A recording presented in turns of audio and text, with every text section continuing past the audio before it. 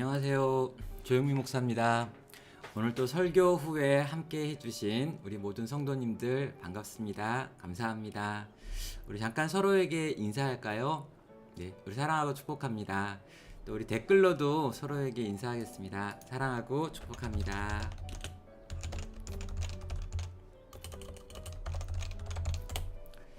네, 이 시간에 8분 정도 들어오셔가지고 같이 이제 모임을 시작하는데요. 제가 보니까 설교가 시작된 다음에 이제 설교를 요약하는 이 10분 동안에 안 들어왔다가 나중에 또 들어오셔가지고 이제 질문도 하시는 분들이 있는 것 같습니다. 네, 또 우리 인사해 주시네요. 네, 감사합니다. 사랑하고 축복합니다. 예, 이 설교 후에 대해서 제가 여러 번 설명을 좀 드렸는데요. 이렇게 좀 무거운 시간이 아니라 좀 가벼운 시간이 됐으면 좋겠다라는 생각과 주일 저녁에 특별히 이렇게 뾰족히 어떤 뭐 재밌는 게 없는 분들이 오셔서 잠깐 쉬어가고 서로 이렇게 교제도 나누고 말씀도 다시 한번 생각하고 주일날 분명히 우리가 오전에 말씀을 들었는데도 그 말씀이 잘 생각나지 않는 분들에게 그 말씀을 다시 한번 되뇌이면서 우리의 단기 기억이 장기 기억으로 바뀌는 복습을 원하는 분들도 들어오시면 좋겠다라고 생각을 해서 이렇게 모임을 진행하고 있습니다. 함께 하시면서 이제 은혜를 누리신다라고 하는 분들도 계시고 한 번도 참여하지 못하신 분도 계신데요. 정말 부담 갖지 마시고 이 시간에 오셔서 같이 누리실 수 있는 분들 누리시고 또 배울 걸 있으면 배우고 또 평소에 물어보고 싶었는데 물어보기 어려웠던 그런 것들 있으시면 자기 이름을 밝히지 않고 또 물어보시면 그것들에 대해서 같이 또 대화도 나누는 그런 시간으로 설교 후 이 시간 보내도록 하겠습니다. 제가 그 베드로 후서를 지금 계속 설교하면서요. 좀 이렇게 이 주제 자체가 좀 무겁기도 하고 또 이 주제가 정말 이렇게 저 자신에게도 영향을 좀 주는 메시지들이 많아가지고 우리 성도님들과 공감대를 좀 형성하기보다는 제가 일방적으로 좀 메시지를 전하고 있지는 않나 이런 생각이 좀 들고요.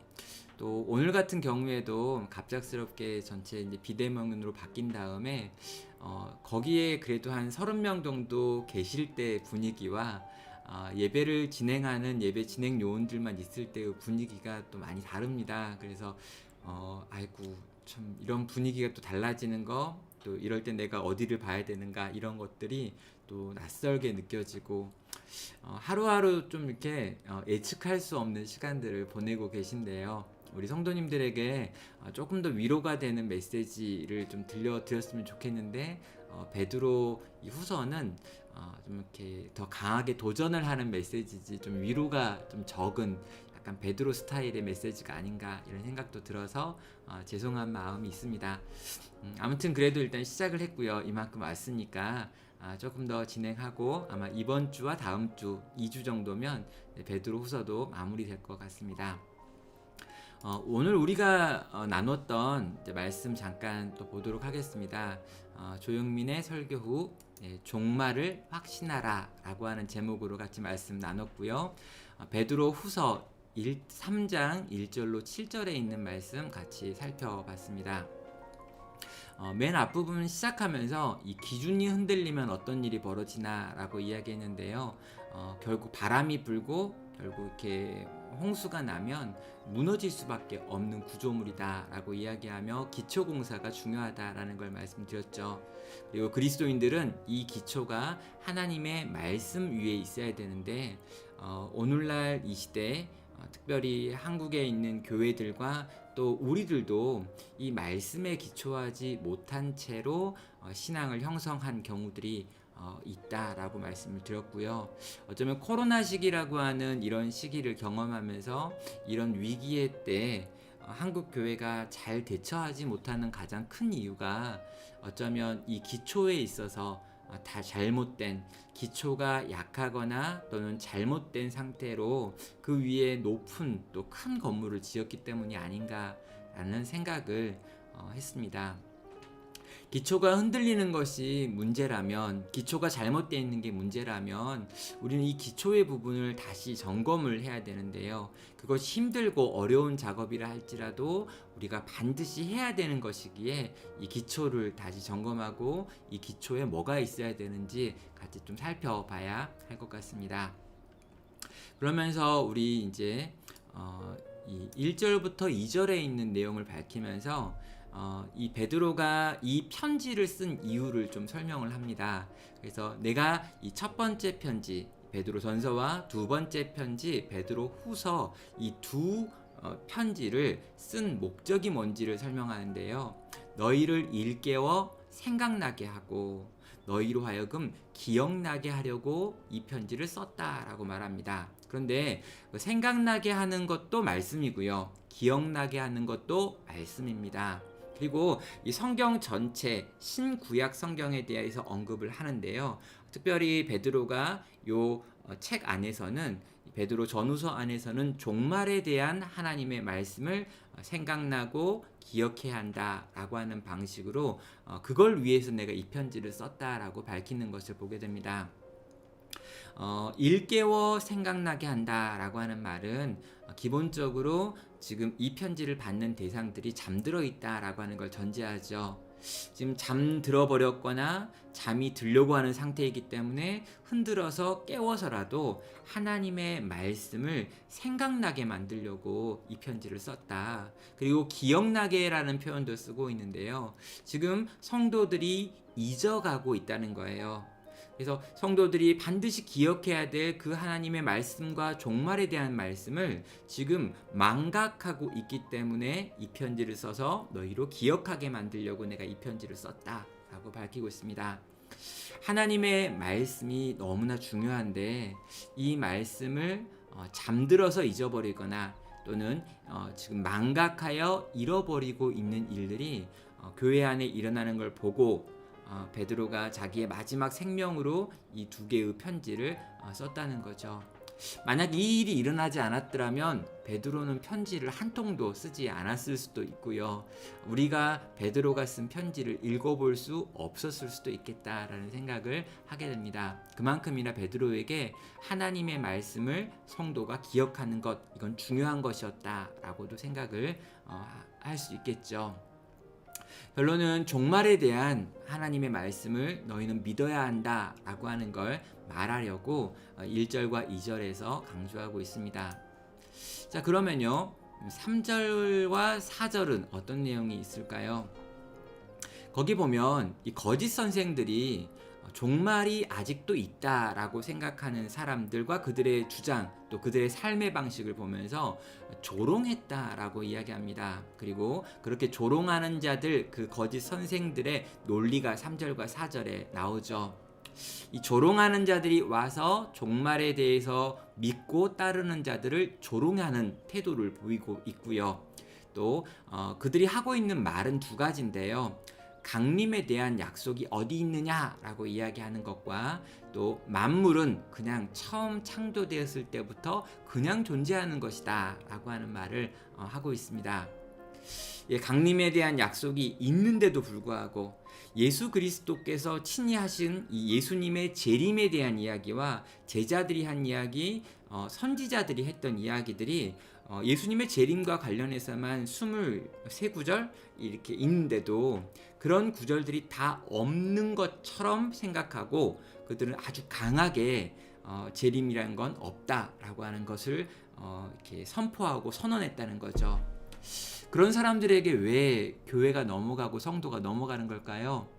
이유는 하나님의 말씀을 거짓 선생들보다 더 모르기 때문입니다. 우리는요, 말씀을 모르는 거에 대해서 부끄러워할 줄 알아야 합니다. 이렇게나 말씀을 모르는구나. 내가 신천지보다 말씀을 모르는구나. 저기 나오는 여호와 증인들보다 말씀을 모르는구나. 하나님의 교회보다 말씀을 모르는구나. 심지어 종종 공부를 열심히 하시는 이 스님들보다 말씀을 모르는구나 라고 하는 걸 느끼면요, 그것 때문에 좀 이렇게 가슴이 아프고 좀 약간 화가 나야 되는데요, 너무 당연하게 내가 말씀을 모르는 걸 그냥 이렇게 넘어가는 분들이 많으신 것 같아요. 절대로 성도는 그래서는 안 된다는 거죠.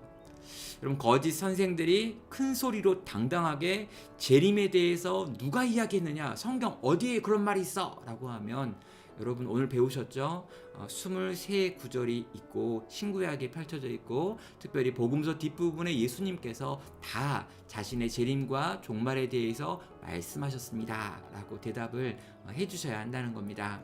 우리가 모르기 때문에 잘 모르는 이단의 이 거짓들의 속임수에 넘어가고 있는 거죠. 또 만물은 그냥 창조 때부터 그냥 있는 거야, 하나도 안 바뀌어 라고 하는 이 경험을 근거로 해가지고 말하는 사람들이 있습니다. 그 당시에도 있고 지금도 있죠. 분명히 그 당시 세상을 생각해 보면은요, 2000년 전에는 만들어진 것들이 그렇게 바뀌는 경우들이 별로 없었을 겁니다.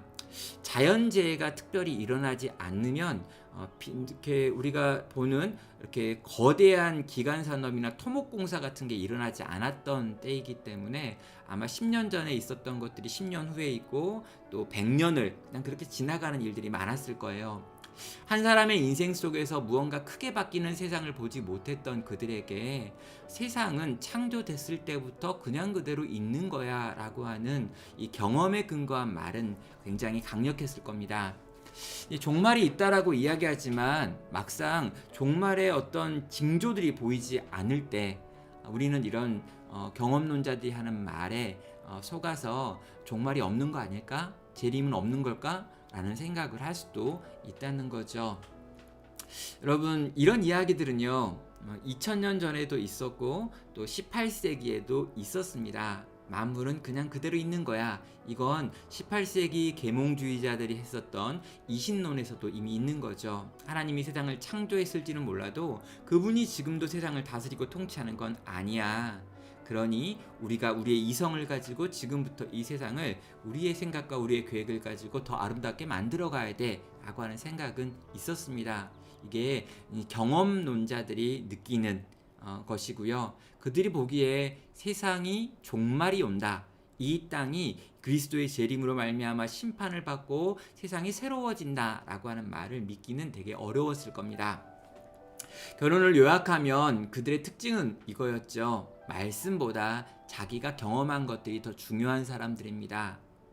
여러분, 그리고 오늘날도요, 하나님의 기록된 말씀보다 무슨 체험을 했다라고 이야기하거나 내가 뭘 봤습니다 라고 말하거나 하는 사람들이 더 강력해 보이기도 하죠. 그러나 정말 그런 걸까요? 그게 진리일까요? 여러분, 우린 처음에 이야기했지만요, 성도의 진리, 성도가 붙들어야 될 기초가 돼야 되는 진리는 느낌이나 경험이 아니고, 또 우리가 생각하는 이성이나 합리성도 아니고 하나님의 기록된 말씀입니다 라고 말을 드렸습니다.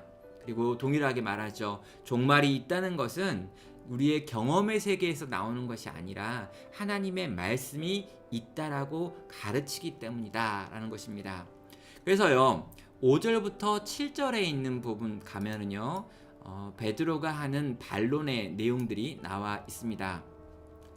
과거에 하나님께서는 말씀으로 세상을 창조하셨다라고 말하고요, 현재 하나님은 말씀으로 세상을 보존하고 계신다라고 이야기를 합니다.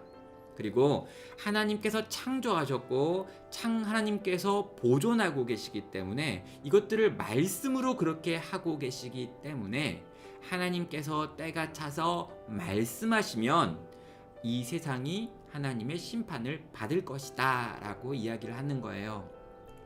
그러니까 과거에 일어난 창조에 대해서 너희가 믿는다면, 그리고 현재 일어나고 있는 하나님의 이 통치와 다스림, 그리고 이 섭리로 우리의 인생들을 이끄신다는 걸 너희가 믿는다면, 하나님께서 말씀으로 약속하신 이 재림과 심판과 종말에 대해서도 있을 것을 너희는 믿어야 한다라고 말하는 겁니다.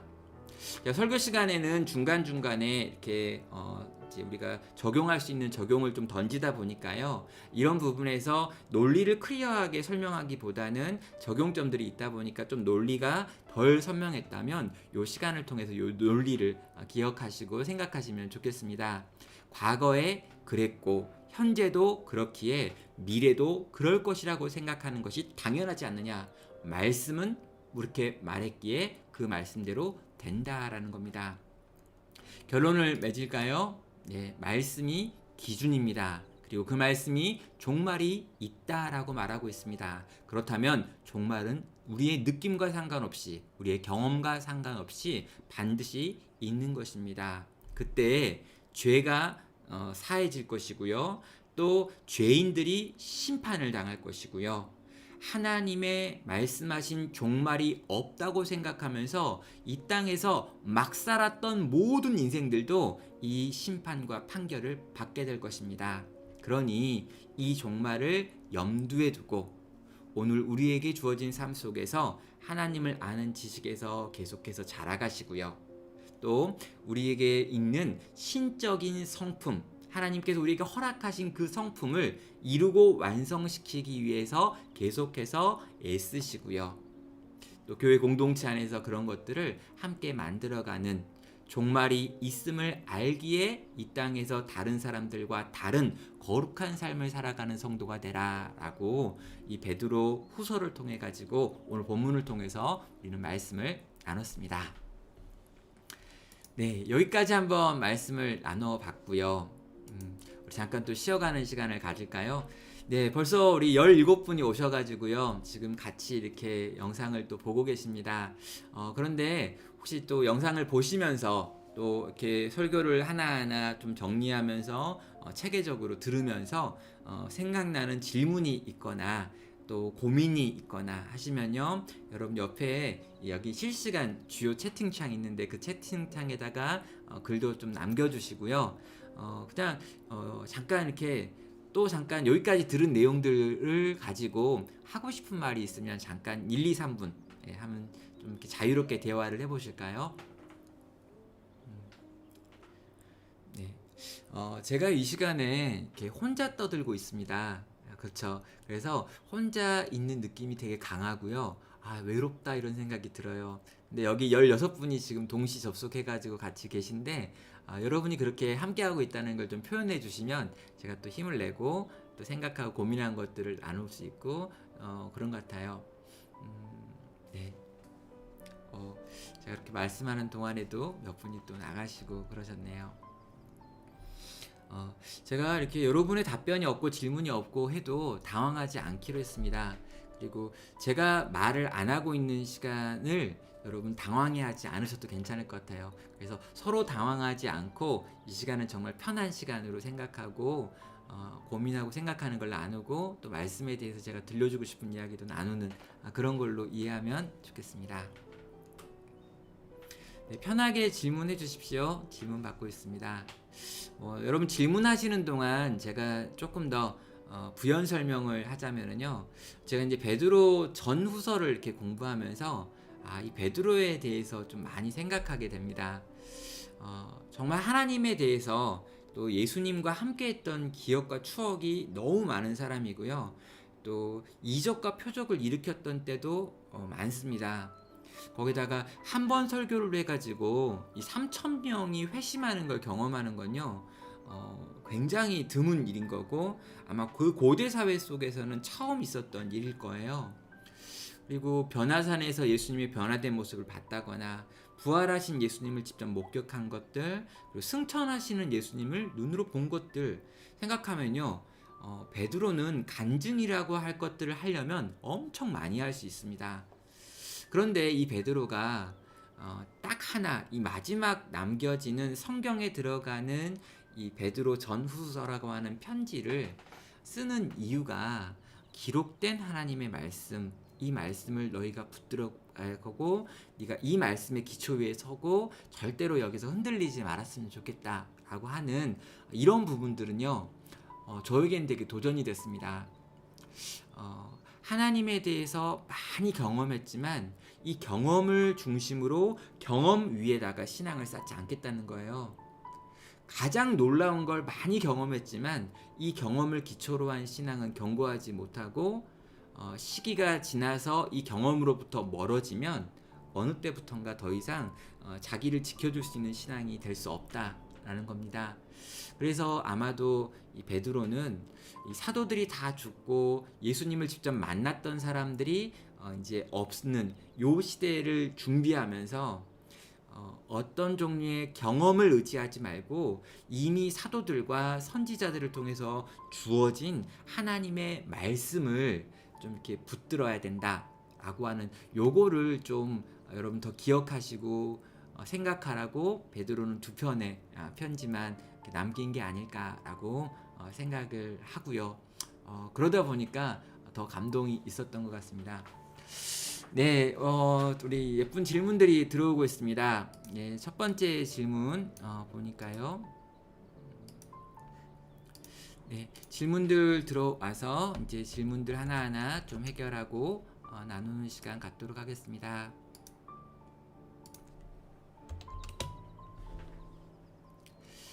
네, 질문 보죠. 네, 감사합니다. 경험, 기적보다 하나님의 말씀이라는 말씀이 정말 울컥했습니다. 너무 감사합니다. 또 우리 잘 듣고 있어요. 종말을 반드시 있다고 성경에 써 있어요. 아멘. 맞습니다. 종말이 반드시 있고요. 그때 우리를 하나님께서 정말 이렇게 정말 애쓰고 수고한 우리들을 향해서 칭찬하시고 면류관을 씌워주시고 또 잘하였다고 마지막 그 경주를 응원하실 겁니다. 네, 사랑하고 축복합니다. 안녕하세요. 안녕하세요. 인사들 쭉 있고요. 또 웃어주시는 얼굴 표현도 있습니다. 네, 우리 질문이 들어와서 이제 질문을 좀 하나씩 보도록 하겠습니다. 먼저 이런 질문이 있네요. 베드로의 서신이 두 편인 이유가 무엇일까 하시며 말씀해 주셨던 말씀이라고 하셨는데요. 네, 이어서 하시는군요. 네, 베드로 서신이 왜 두 편일까라고 지금 하셨는데요. 실제로 베드로 서신이 정경이라고 하는 우리가 가지고 있는 66권 이 안에 보면 두 권밖에 없습니다. 베드로 전 후서 이 두 권이죠. 그런데 이제 이 베드로가 워낙 이 초대교회 때 유명하다 보니까요. 이 베드로의 이름으로 쓰여진 다른 종류의 책들이 있습니다. 그래서 베드로 복음서라는 것도 있고요. 베드로의 또 다른 서신들이라고 하는 책들도 존재해요. 그런데 그 책들은 우리가 성경학자들이 그리고 초대교회가 위경이라고 하는 걸로 구별을 합니다. 위경이라는 건 앞에 위가 가짜예요. 또는 다른이죠. 그래서 정경이라고 하는 캐논이라고 하는 것 66권에는 두 권밖에 안 들어가고 나머지 베드로와 관련된 책들은 이 66권에 포함되지 않는 위경입니다.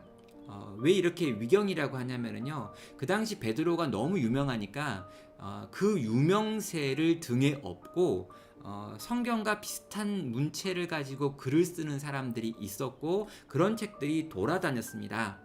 그래서 그런 책들이 나중에 이단들이 만들어서 사용하는 책들이었기 때문에 많은 위경들은 실제로 우리가 정경으로 받아들이지 않고 있고요. 베드로 서신이 두 편인 이유는 아마도 베드로는 이렇게 설교를 하는 사람이고 부흥회를 인도하는 사람이었지 앉아가지고 글을 쓰고 편지를 쓰는 사람은 아니었던 것 같아요. 또 베드로는 기본적으로 유대인들에게 복음을 전하는 쪽으로 초반 사역이 세팅이 됐기 때문에 먼 거리를 돌아다닐 필요가 없었습니다. 그래서 인근 거리 또 대부분 유대인들이 중심인 교회 공동체를 섬기다 보니까 굳이 편지를 많이 쓸 필요가 없었고 가서 복음을 전하다 보니까 아마 남아있는 편지는 그가 감옥에 있었던 마지막 시기에 쓰여진 요 편지밖에 없다라고 생각하셔도 좋을 것 같습니다. 두 번째 질문, 이건 따로 또 주신 질문인데요. 말씀 위에 기초를 세우는 삶은 어떤 삶일까요? 라고 하면서 이 서론부에 다뤘던 내용들을 좀 이렇게 생각하시면서 내 삶이 말씀의 기초 위에 있고 싶다라고 지금 말씀을 하셨습니다. 오늘 이 본문에 있는 내용을 생각하면은요, 나의 경험이나 느낌이 아니라 기록되어 있는 하나님의 말씀을 근거한 신앙의 모습을 가져야 합니다 라고 이야기를 하는 거고요. 이 말씀의 기초를 세운다라고 하는 말을 조금 더 우리가 잘 좀 이렇게 정돈을 하면 말씀에서 나온 바른 교리의 체계 안에서 신앙생활을 하는 것, 이게 말씀의 기초 위에서 사는 성도의 삶이라고 보시면 됩니다.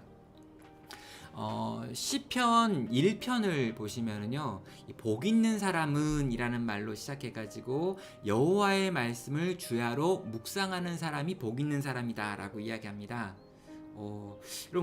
그러면 복 있는 사람은 여호와의 말씀, 근데 이 여호와의 말씀은 토라거든요. 그래서 이 토라를 주야로 계속해서 암송하고 소리를 내어 읽는 사람이 복 있는 사람이냐 라고 생각을 하는데 그게 아니고요.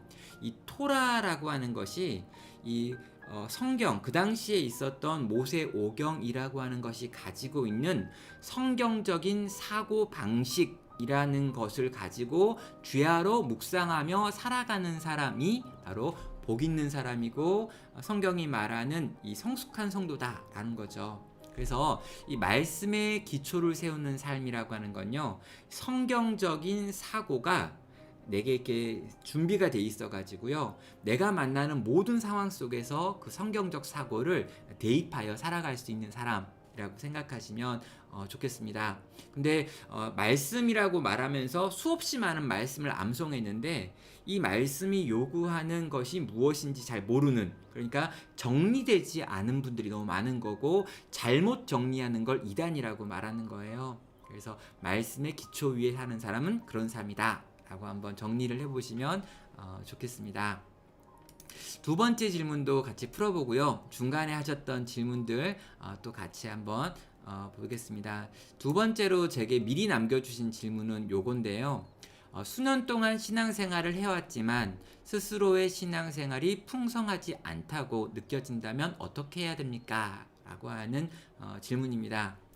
신앙생활을 꽤 오래 했는데, 그리고 나름 어떤 훈련도 받고 여러 가지 했는데 지금 내 신앙생활이 풍성하지 않다라고 느껴진다고 말씀을 하셨어요. 이걸 좀 이렇게 우리 선배들, 믿음의 선배들 했던 용어로 하면요, 영적 침체라고 하는 말로 표현을 해볼 수 있을 것 같습니다.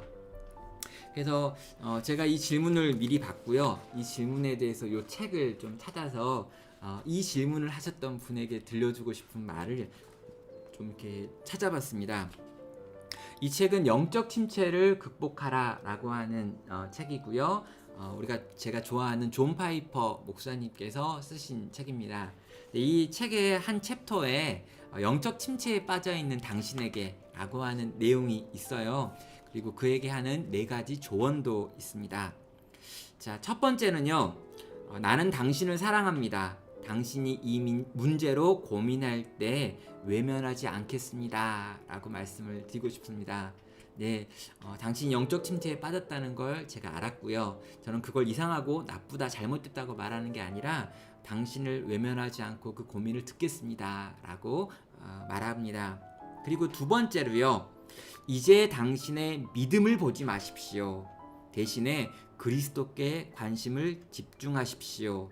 믿음은 그리스도께서 눈을 돌려 당신의 믿음을 분석할 때 유지되는 것이 아니라 십자가에 못 박혀 죽으시고 부활하신 그리스도를 바라볼 때 유지됩니다 라고 조언하고 있습니다. 내가 지금 영적 침체에 빠져 있다면요, 영적 침체에 빠져 있는 나를 돌아보지 마시고요, 나를 막 연구하고 분석하지 마시고요, 나를 위해서 그 침체에서 건지시기 위하여 십자가에 달려 죽으신 우리 주 예수님을 바라봐야 된다는 거예요. 그러면 그 예수 그리스도께서 내게 은혜를 주셔서 나로 하여금 그 침체에서 벗어나게 만듭니다. 그리고 세 번째, 이렇게 제안합니다. 우리는 그들의 삶에 나타난 은혜의 증거에 주목하라고 청합니다. 예, 당신의 삶 가운데 있었던 은혜가 만들어낸 증거물들을 한번 생각해 보라는 거예요. 우리 찬송가 중에 그런 찬송이 있죠. 받은 복을 세어보아라 라고 이야기합니다. 내가 받은 은혜가 무엇이고 받은 사랑이 어떤 것이고 이런 것들을 하나하나 내가 돌아볼 때 내가 빠져있는 영적 침체로부터 벗어날 수 있다는 겁니다. 그리고 마지막으로 4번째로 존 파이퍼는 이렇게 조언하네요. 고통당하는 당신에게 당신은 하나님과 얼마나 바른 관계인지에 대해서 절대적이며 수학적인 확실성을 요구할 수 없다라고 하는 걸 알려주라고 이야기합니다.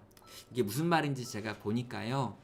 엄마가 얼마만큼 널 사랑하는지 숫자로 계산해서 알려줄 수 없는 것처럼 아빠가 너를 얼마나 아끼는지 1부터 100까지의 숫자로 말할 수 없는 것처럼 하나님과의 관계도 그런 방식으로 이렇게 수치화시킬 수 없다. 지금 네가 느끼고 있는 그 느낌, 그 모든 걸 가지고 그냥 가서 아버지께 내가 이러이러한 상황이고 이런 느낌을 받고 이런 생각을 하는데 어떻게 해야 됩니까? 라고 말하며 관계의 확실함을 이 숫자 같은 것들로 대입하지 말고 그냥 그분에게 가서 지금 그 상태를 이야기할 것에 대해서 요구하고 있습니다. 저는 두 번째 제안이 가장 좋았던 것 같아요. 뭡니까? 지금 침체에 빠진 나를 보는 것이 아니라 우리 하나님을 보고 특별히 나를 위해서 그 침체에서 건지시기 위해서 죽으신 예수님을 바라보라. 그때 이 침체로부터 우리는 벗어날 수 있다라고 권하고 있네요. 저도 여러분에게 또 이 질문을 하신 분에게 그렇게 권하고 싶습니다. 네, 또 잠깐 동안에 많은 질문들이 들어왔는데요. 한번 이 질문들 또 보도록 하겠습니다. 제가 잠깐 이 질문들을 읽는 시간을 가질게요. 한 1분 정도 여러분 딴 생각하고 계시면 이 질문들을 한번 읽어보고 하나씩 답변을 드리도록 하겠습니다.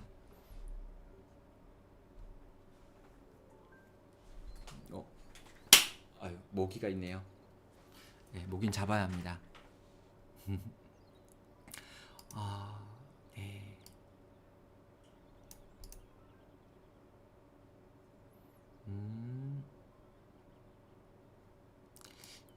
네, 첫 번째 질문 확인을 했고요.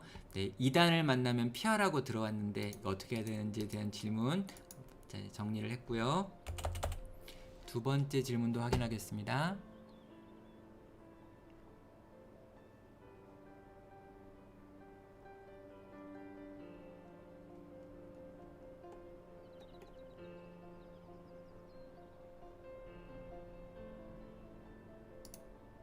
네, 한국 교회는 왜 이런 식으로 이렇게 말씀과 다른 말씀의 기초가 아닌 다른 것에 기초하게 됐는지에 대한 질문이 있는데요. 이것도 한번 정리를 해보겠고요.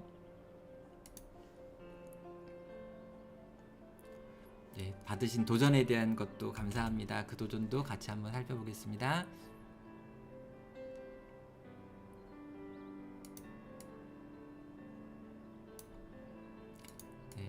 맞습니다. 우리 종말에 대해서 우리 전 지구적인 종말에 대한 이야기도 있지만 우리 개인적인 종말에 대한 이야기도 있기 때문에 모두가 이것에 동의할 수밖에 없다라고 말씀하신 것도 있는데요. 우리 아프리카를 품다 분 감사합니다. 예, 하신 질문들 다시 좀 옆에 띄워놓고 살펴보도록 하겠습니다. 네, 첫 번째 질문은 이건데요. 이단을 만나면 피하라고 들었는데 종말이 없다고 말하는 이들에게 아니야 종말은 반드시 있어 라는 말을 이어가는 것이 위험하지 않을까요? 라고 말하는데요. 여러분 이거는 위험하다라고 하는 차원은 아닌 것 같습니다. 여러분 그리고 이단을 만나면 피하라고도 들었다고 하는데 저는 그 입장에 대해서도 반대하거든요. 이단을 만났는데 그 이단이 좀 어린 이단이고 약한 이단이면 여러분이 잘 진리로 무장해가지고 그런 것들에 대해서 가르치시면 됩니다. 여러분 좀 연약하고 좀 부족하고 뭔가 문제가 있는 친구들 이렇게 약간 내가 봤을 때 나보다 더 모르는 것 같은 친구들 있다면요 그 친구들에게 적극적으로 만나가지고 여러분이 알고 배운 교리들을 가르쳐 줄 수 있어요. 그리고 어떤 지식을 가지고 성경 지식을 가지고 대화하지 못한다고 해도 이분들이 성경 지식에 근거해서 살고 있는 삶을 보니까 우리가 살고 있는 삶보다 풍성하지 않을 때 참된 진리를 가지고 살아가는 성도의 풍성함을 가지고 이 이단들과 만나서 대화하면서 그들에게 너희가 가지고 있는 것이 잘못된 것이고 이단적인 거야 라고 하는 걸 가르쳐주는 이런 대결적 상담이라고 하는 것도 가능하고 그런 방식의 논쟁을 하셔도 좋습니다. 문제는 여러분이 준비가 안 돼 있는 경우에요. 근데 대부분 한국교회 성도들이 준비가 되어 있지 않은 상태로 이단을 만납니다.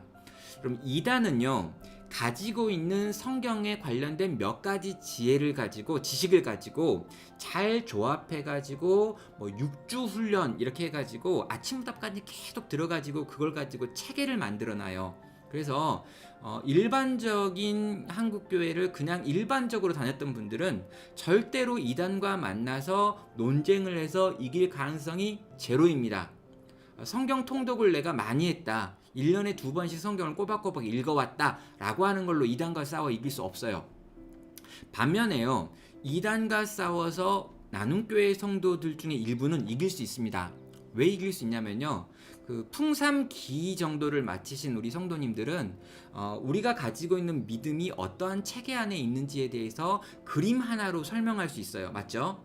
예, 우리가 그렇게 배우잖아요. 우리 풍삼기라고 하는 제자훈련 과정을 지금 하고 계신 분은 내 믿음의 내용이 무엇인지, 또 그리스도 안에 있는 내가 누구인지, 그리고 이런 내가 하나님과 관계 안에서 나와의 관계 안에서, 공동체와의 관계 안에서, 세상과의 관계 안에서 어떻게 관계 맺고 있는지, 그리고 어디를 향해서 이것들이 나아가야 되는지를 표 하나로 정리합니다. 그래서 한 12주 정도 되어지는 이 시간 동안에 아주 체계적으로 성경이 말하고 있는 체계를 정리하는 게 풍삼기라고 하는 풍성한 삶의 이 기본이라고 하는 거죠. 제가 책을 보여드려야 되는데 지금 책장을 옮겨가지고 책이 어디 갔는지 모르겠습니다. 아무튼 여러분 그렇게 정리되어 있는 이야기가 있으면 이단과 대화할 수 있어요. 그래서 저는 이단과 대화하지 말라고 가르치는 게 아니라 대화할 수 있는 정도의 실력을 갖추셔야 되는데, 그 실력이라고 하는 건 우리가 어떤 체계를 가지고 성경을 정리하고 있고 기독교를 정리하고 있고 복음을 정리하고 있을 때만 가능하다라고 하는 제안을 드립니다. 그리고 여러분 그 이단과 싸웠는데 위험하다라고 하는 건 잘못됐고요. 근데 여러분 사입이랑 싸우면 위험합니다. 그럼 이단은 교리적인 차이만 있는 단체이고요. 사이비는 도덕적 윤리적인 문제까지 있는 단체를 사이비라고 하기 때문에 사이비는 실제로 이 강력한 폭력이나 어떤 이런 것들을 가할 수 있는 그룹이에요. 그래서 가능하면 사이비와의 어떤 갈등을 만들지는 마시기를 바랍니다. 그래서 그런 부분에서 이단과 사이비를 좀 구분할 필요가 있고요. 사이비와 관련해 가지고는 여러분이 그들을 돕는다고 뭔가 이렇게 하는 것 자체가 굉장히 위험하다라고 하는 말씀도 드리겠습니다. 두 번째로 나왔던 질문은 이건데요. 한국 기독교는 어떤 이유로 말씀에 무지하고 공동체보다는 개인의 신앙생활을 강조하는 방향으로 성장하게 됐을까요? 또 어느 나라에나 있는 상황이라고 생각해야 할까요? 라고 하는 질문을 하셨습니다. 한국 기독교가 왜 이렇게 됐는지에 대해서는요, 여러 이제 분석들이 다양한 방식으로 있습니다. 가장 이제 오래된 분석은 한국에 기독교가 들어올 때 서학이라고 하는 학문의 체계로 들어왔습니다. 카톨릭이 이제 그런 방식으로 성경을 가지고 들어왔었죠. 그래서 이 기독교가 분명히 들어왔는데 기독교가 어떤 건가라고 이야기할 때 양반들이 들여온 유학이랑 연결돼 가지고 권위주의와 기독교가 연결되었다라고 하시는 분들이 있습니다. 또 기독교가 들어올 때 한국이 기본적으로 가지고 있던 샤머니즘이라고 하는 것과 결합이 되면서 이렇게 아침에 이렇게 물을 떠놓고 기도하던 사람들이 새벽 기도회를 만들고, 그러니까 도교에 빠져 있던 사람들이 도교에서 하고 있는 이 정화수를 떠놓고 돌을 닦는 이런 것들이 이쪽으로 넘어와 가지고 이제 새벽 기도를 만들어내고, 또 밤을 새 가지고 하던 어떤 수행의 방법이 철야라고 하는 방식을 만들어내고, 또 금식하면서 기도하는 이런 것들도 전 세계적으로 한국 교회가 가장 강력한데, 이것들이 이전에 가지고 있었던 한국의 어떤 종교성이라는 것과 어떤 기독교의 가르침이 건강한 의미에서 결합된 부분도 있지만 잘못 결합된 부분도 있다 보니까 이런 문제가 발생했다라고도 합니다. 그리고 한국 기독교는요, 어떤 이렇게 성경을 가르치지 않는 기독교가 아니라 성경 중심의 기독교였습니다. 너무나도 성경 중심의 기독교였어요. 처음에 한국에 들어와 가지고 적어도 1906년 이전까지 한국 기독교는 철저한 성경을 중심으로 한 기독교였습니다.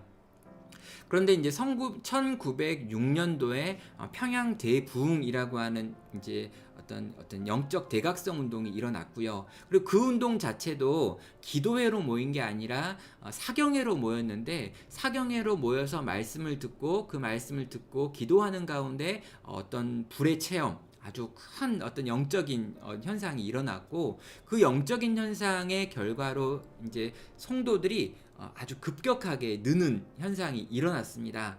그래서 이제 1차 대각성이라고 불려지는 각성이 한국에서 있었고, 그 전에는 성경을 연구하는 것이 어떤 기독교의 중심이었는데, 그 이후에 어떤 불을 이야기하고 성령을 강조하고 어떤 회개를 강조하는 운동이 일어났습니다. 그러나 그때까지만 해도요, 여전히 말씀을 연구하고 배우는 것을 가장 중요하게 생각하는 것이 기독교의 정신이었어요. 그래서 여러분, 교회를 만들어 놨는데, 여러분, 교회에서 그 교를 가르칠 교를 썼습니다. 그래서 교회라고 하는 건 배우는, 가르치는 곳이다 라고 하는 말을 쓸 만큼 초기 교회는 성경을 가르치고 배우는 것, 그래서 사경회라고 하는 것이 중심이 되는 교회였던 거죠. 그렇게 교회가 형성됐고요. 특별히 이제 장로교가 기본적으로 한국 교회에 많았기 때문에 웨스트민스터 소요리 문답을 아주 기본적인 텍스트로 하고, 세례를 받는 과정도 2년 정도 걸리는 과정으로 만들어서 학습을 받고 세례를 받으려면 2년이 걸리는, 그래서 아주 체계적인 교리 교육을 하는 곳이 한국 교회였는데, 저는 이 한국 교회가 어느 때 이렇게 갑작스럽게 무지성주의로 흘러갔느냐라고 말한다면, 아마 1960년대 70년대 산업화와 이 도시화와 연결되어 있는 개념 같습니다. 이 60년대 70년대 산업화가 일어나고요. 그때 이 산업화라고 하는 것이 일어나면서 이 지방에 있었던 사람들이 한꺼번에 많이 이렇게 교회로 막 이렇게 밀려 들어오게 됩니다. 그리고 밀려 들어오는 그 사람이, 도시로 밀려 들어오는 사람들이 도시에 있는 교회를 막 이렇게 채우기 시작하죠. 그래서 기존에 있었던 그 커리큘럼을 가지고 사람에게 세례를 주는 이런 게 불가능해지고, 이런 상황에서 많은 교회들이 세워지고 대형 교회들, 초대형 교회들이 막 만들어지고, 이렇게 막 만들어진 교회에 많은 사람을 담기 위해서 그 이전에 했었던 아주 교리적인 설교보다는 보편적인 대중적인 설교를 하는 사람들이 더 많은 사람들에게 영향을 끼치는 일도 벌어지면서, 이제 급격하게 가르치는 교회에서 가르치지 않는 교회의 모습으로, 그리고 이렇게 많은 사람들이 갑작스럽게 만들어졌기 때문에 이 사람들에게 예전처럼 회심에 대해서 점검하거나 세례를 교육하거나 하지 못하고, 새가족 교육과정 모든 과정들이 다 압축되고 단축되고 나중에 없어지는 모습으로 변화되는 것이 이제 이 70년대 이 도시화 산업화 이 상황 속에서 나타난 현상인데, 저는 또 이 현상의 중심에 이제 최근에 돌아가신 우리 조용기 목사님이나 어떤 순복음 교단이라고 하는 교단의 확장, 그리고 거기에 있는 가르침들이 많은 사람들에게 영향을 미쳤던 것, 그리고 많은 교회가 이 가르침을 찾아가고 많은 목사님들도 이 가르침을 이제 받아가는 요 어떤 여러 가지가 결합돼 가지고 한국 교회가 성경을 가장 가르치지 않는 공동체의 모습을 형성하게 됐다는 생각은 듭니다. 제 혼자만의 생각은 아니고요. 이런 부분을 연구하신 분들이 많이 있어가지고 그런 분들의 글들을 이전에 좀 읽었었는데, 그런 분들의 이야기를 좀 근거해가지고 몇 가지를 종합을 해봤습니다.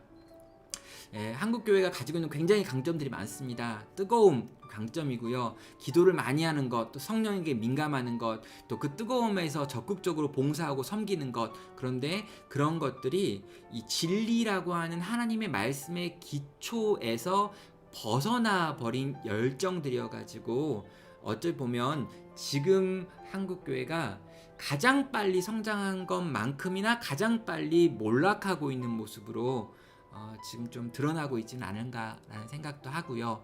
이와 비슷한 현상이 중국 교회에도 일어나고 있습니다. 가장 빨리 폭발적으로 증가하고, 그래서 이제 1억 명이 넘었다라고 이야기하면서 중국에서 이제 선교사를 보내가지고 이슬람이 복음화될 거다라는 이야기들을 많이 했는데요. 최근에 중국을 보면 중국 안에 그리스도인의 숫자가 급격히 줄어들고 급격히 세속화되고 있다라고 하는 것들을 보게 됩니다. 이런 것도 동일하게요.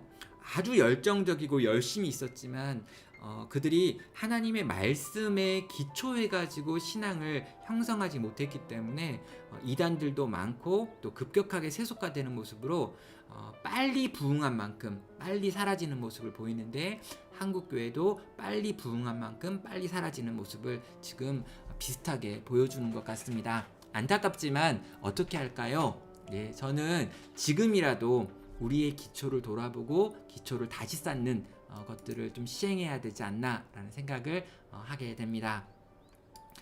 예, 또 우리 질문 들어왔는데요. 너무 좋은 질문 여기 있습니다. 예, 우리의 짧은 인생을 생각할 때 우리는 언제 죽을지 모르기에 좁은 의미로는 개인적인 종말은 누구에게나 있는 것 같습니다 라고 말씀을 해주셨네요. 네, 맞습니다.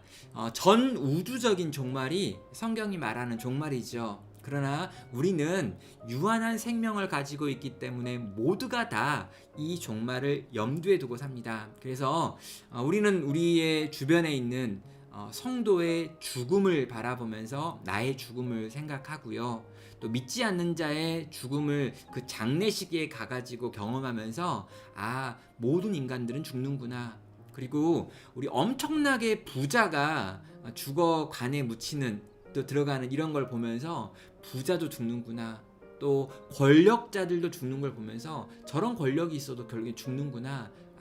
심판이 있고 멸망이 있고 그때 분명히 우리는 판단을 받는 거구나 라는 생각을 할 수 있습니다. 그래서 우리 개인들 한 사람 한 사람의 죽음이라고 하는 이 마지막은 온 지구와 우주의 마지막이 있다라고 하는 것의 모형이기도 하니까요. 그래서 잠언에서 장례식장에 가라고, 그리고 거기서 지혜를 배우라고 하는 말도 나오는 것 같습니다. 예, 또 몇 가지 질문에 대해서 나왔는데요. 네, 혹시 다음 주 설교에 대한 대략적인 개요가 나왔다면 다음 주 설교를 듣는 한 주간의 기대 또는 어떤 관점으로 본문 묵상 궁금합니다. 예, 우리 기차역 분은 복습을 넘어서 예습도 하시겠다라고 이야기를 하는데요. 예, 제가 한 주간 전에 미리 설교의 대지를 다 뽑지는 않고요. 아마 금요일 정도에 제가 설교의 대지를 뽑아가지고 제가 주일 주보 안에다가 넣고 있습니다. 그래서 저는 이제 여러분 일주일 내내 다음 주에 무슨 설교를 할지를 좀 묵상하지는 마시고요. 이번 주에 한 설교를 어떻게 살아낼까라고 하는 걸 좀 묵상해 주시면 좋겠다라고 생각을 해요. 우리 기차역 성도님, 예, 이번 주에 우리가 들은 말씀을 어떻게 내 삶으로 구현해낼까를 한번 씨름해 주시는 한 주간을 되시고요. 그리고 금요일이나 토요일에 이제 제가 주보가 여러분에게 보내지면 이 보내진 주보에 보면 이번 주에 할 설교의 대지가 또 주보 안에 들어 있습니다. 그러니까 내일 할 설교는 이러이러한 내용이구나, 어떻게 설교할까 하면서 성경 본문을 읽으시면서 그 대지를 염두에 두고 읽으시면 아마 예습하는 효과가 있을 것 같습니다. 예, 너무 열심히 말씀을 묵상해 주셔서 감사하고 더 열심히 공부하시려고 하는 의지가 너무 감사한데요. 요 정도 생각을 하시면서 했으면 좋겠습니다. 그리고 제가 이제 설교가 다 끝나면은요, 베드로 전서 또 베드로 후서 전체를 설교했기 때문에 그걸 정리해 가지고 종종 이렇게 책을 만들어 가지고 제가 뭐 PDF 파일이나 또 이렇게 여러분이 볼 수 있는 전자책 버전으로 만들기도 합니다. 그래서 한 번 설교를 들어서 잘 이해가 안 됐다라고 하시는 분들을 위해서 그런 전자책 서비스도 한 권이 끝나면 할 수도 있습니다. 그래서 그때 한번 손들어 주시면 좋겠습니다. 네, 권위주의 샤머니즘의 근원을 찾는 이론, 그리고 역사적 흐름 속에서 해석들 너무 재밌습니다. 네, 재밌죠. 여러분 요 이야기를 좀 해주셨기 때문에 제가 조금 더 추가를 한다면요, 한국 교회가 이제 이 적용이 왜 약한가, 이것도 좀 여러분에게 들려드리고 싶은데요. 한국 교회 설교에서 왜 적용이 약한가, 그리고 적용의 대부분이 개인의 삶의 문제만 적용하지 사회적인 문제에 대해서 적용하지 않는 이유가 뭐냐에 대해서도 학자들이 연구해 놓은 게 있습니다. 뭐냐면은요, 일제 시대의 한국 교회가 일제와 관련해 가지고 말씀을 전하면 탄압과 핍박을 받다 보니까 이 사회 문제나 사회 정치와 관련된 또 어떤 구조와 관련된 문제를 말했다가는 그것을 말하는 순간 교회가 문을 닫는 일을 경험하게 되었어요. 그러다 보니까 이 사회, 경제, 문화 이런 여러 가지 전 영역에 대해서 설교에서 적용하지 못하고요. 최대한 영적인 것, 개인적인 것, 도덕적인 수준에서 머무는 것으로 적용하는 게 이 일제를 통과하는 과정에서 한국교회 설교가 적용점이 그렇게 바뀝니다. 그래서 그 전에 3.1운동이 일어나기 전까지만 해도 한국교회 강단에서 사회에 대한 문제들을 많이 언급을 했는데 3.1운동 이후 탄압이 본격화되고 교회가 그런 말을 할 때 문을 닫게 되는 일들이 벌어지면서 점점 그런 이야기를 못하게 되는 걸로 바뀌어가지고 최근까지 교회 안에서 사회 문제, 정치 문제 이런 것들을 또 구조의 문제를 언급하는 것이 거의 없었던 것이 우리 한국교회 지난 한 50년 동안 있었던 현상이기도 합니다.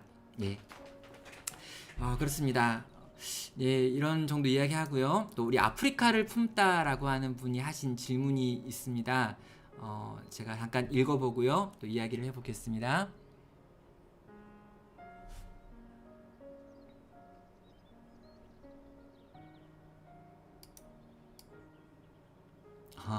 네, 아주 재밌는 질문하셨습니다.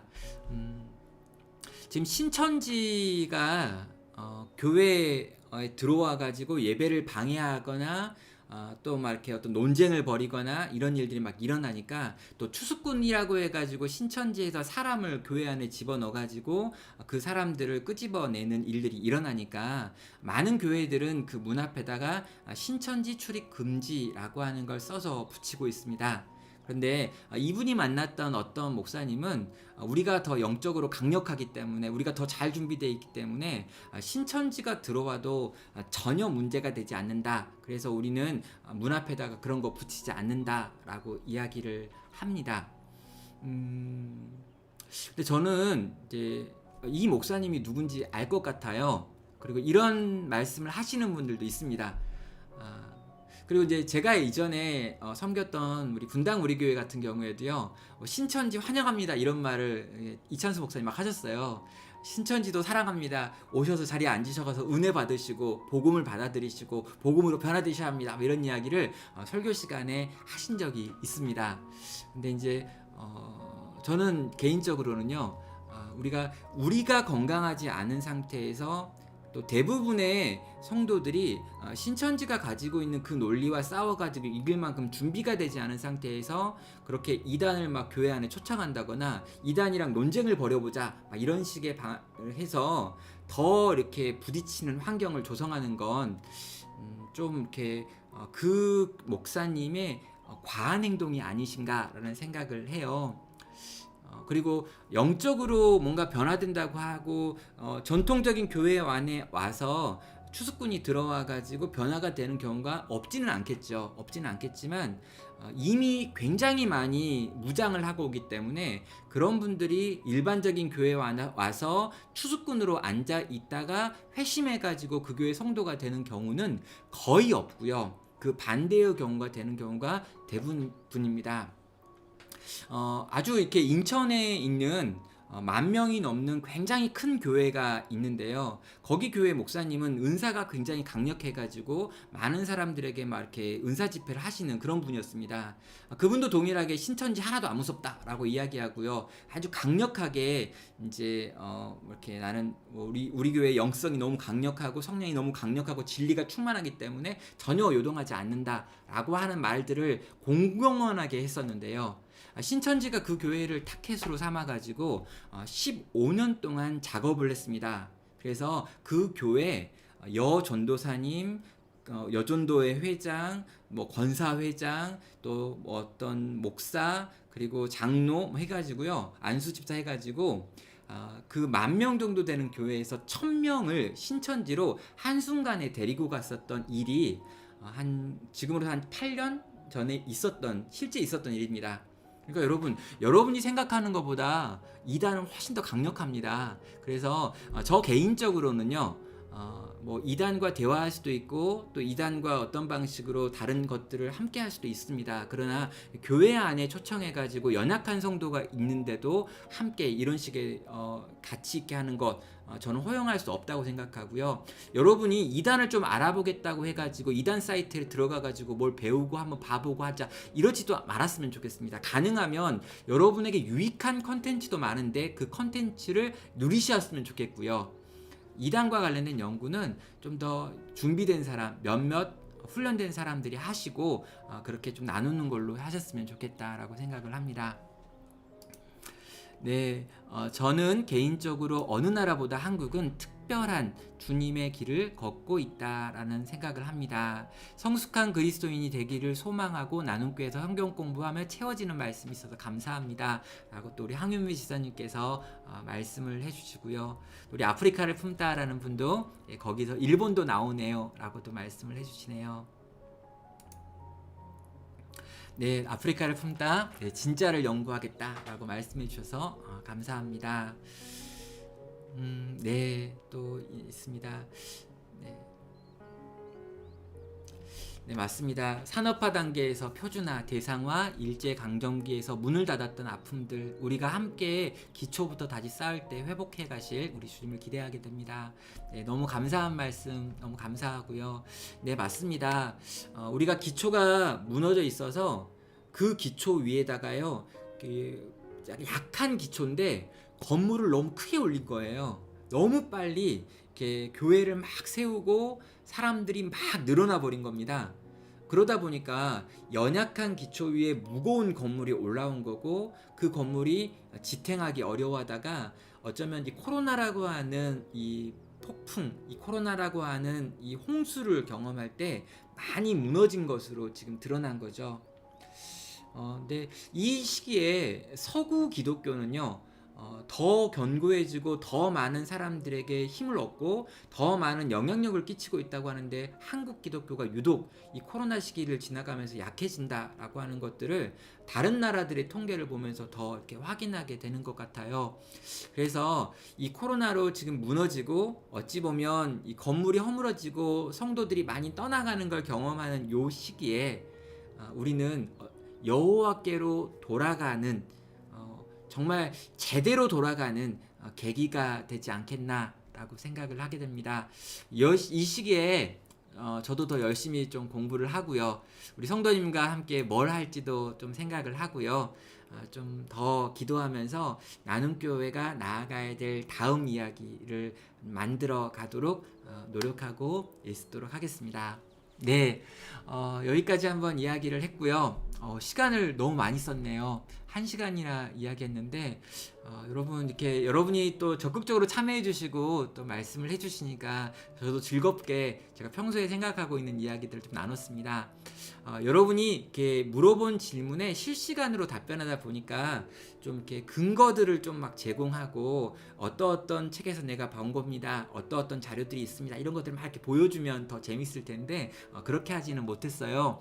그러나 제가 약간 틀린 이야기, 약간 수치상으로 틀린 몇 가지 이런 것들이 있을 수 있는데, 기본적으로 제가 알고 있는 것들을 좀 정리해 가지고 여러분에게 한국 기독교가 왜 이렇게 약한지에 대한 이야기들을 좀 더 추가적으로 했습니다.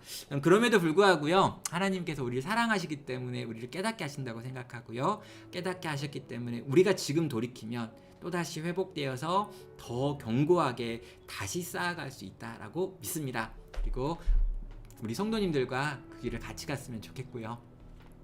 네, 여기까지 이야기하고요. 한 2분 정도 시간이 남은 것 같은데요. 네.